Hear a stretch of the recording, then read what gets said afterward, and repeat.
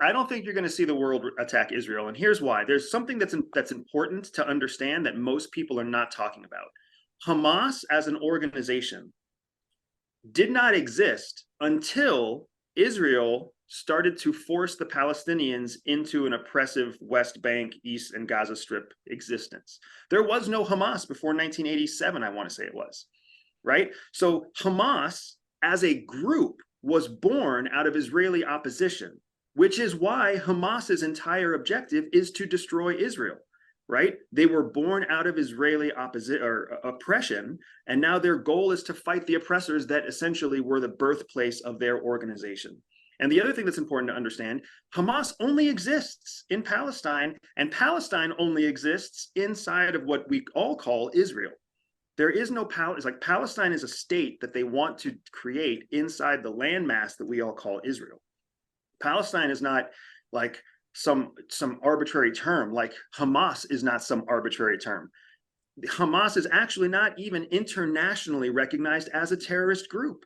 They're a legitimate political party inside Gaza. They rule Gaza. They don't rule Gaza like authoritarian. They were voted legislatively into power in Gaza. In fact, most Palestinians, most Muslims inside Israel are pro-Hamas. The fact that we call Hamas a terrorist organization is a uniquely American thing. Even the UN doesn't list Hamas as a terrorist organization. The UN lists them as a political force, a political organization. So to hear the president get up and talk about Hamas like they are a terrorist group is a uniquely American point of view. And the people don't understand that Hamas was born out of Israel's aggression against Palestinians.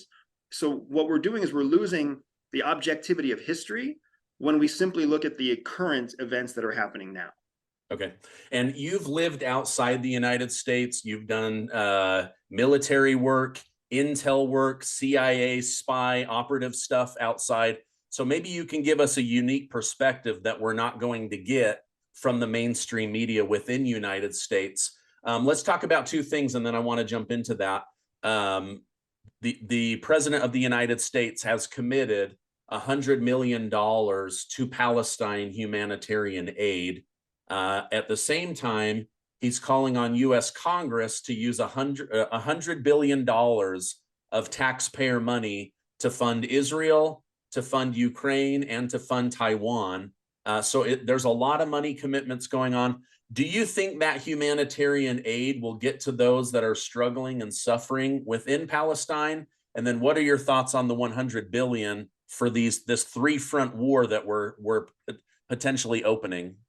There's two things going on right now for sure, and I think you're touching on them, right, Stephen? So first, the fact that the president is trying to say that Hamas cannot interfere with humanitarian aid is a ridiculous request, because Hamas is the government in Gaza.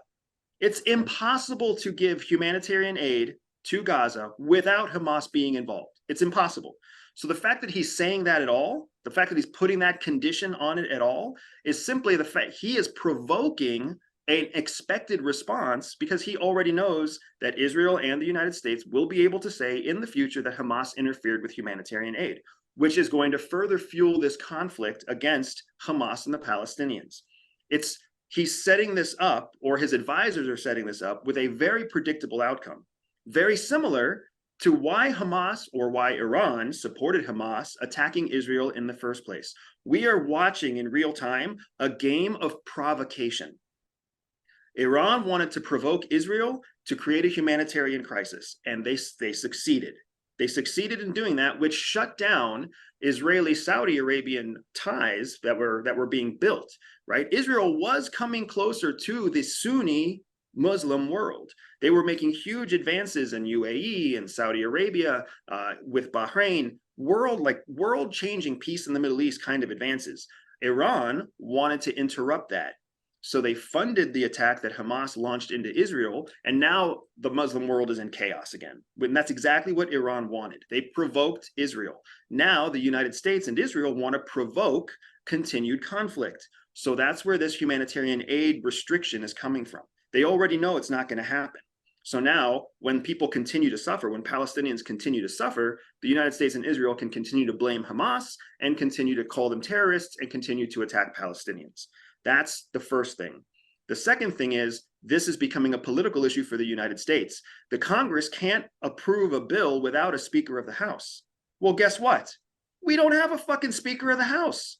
So now the president, who's a Democrat leading into an election year, gets to say, hey, I put a bill out there, but the Congress can't figure their shit out.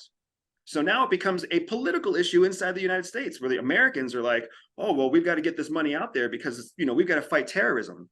It's all a giant show. It's what we call in the intelligence world, we call this a lie of omission. Critical pieces of information are being left out of the public narrative.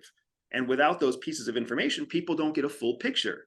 This is another form of misinformation, mistaken or incomplete information. And we're seeing it happen in real time. And for those of us who are more aware of the geopolitical impact of it all, we can see what's actually happening. A game of provocation in the Middle East between the United States, Israel, and the Muslim world, and this internal political battle between left and right.